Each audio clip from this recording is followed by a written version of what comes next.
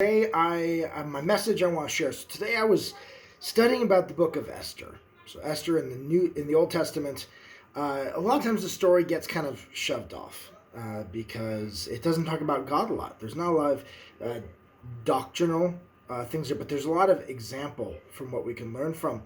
And one aspect of this story that struck out to me today. So Esther is this beautiful young woman. The king of I believe it was the Persians at the time. The Assyrians got taken over by the Persians, and so they have some change in kingship there.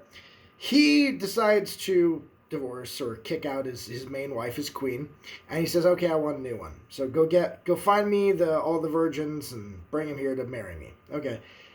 Well, Esther gets brought, and she's a young Jewish girl here in the Old Testament, and she's believes in God. She seems, from everything we see here, to be a righteous individual, and she eventually is in a place as the queen, as the main bride of the king, to influence him when one of his associates, one of his counselors, wants to kill all the Jews. He doesn't like them. Specifically one of them who won't bow down to him, and so he wants to kill all the Jews. And she is then in a position, because of her relationship with the king, to save her people.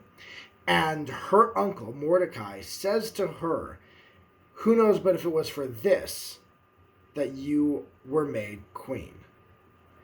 And I think about this, and so often in our lives, I'm a religious person, I go to church, but so often in our lives we think of that God is only in the religious side of life, that God is only in the church side or the part that specifically talks about him.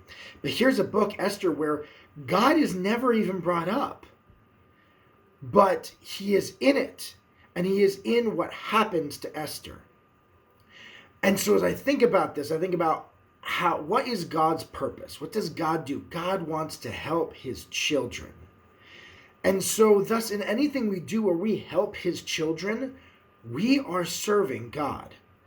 And so that doesn't have to be within your church.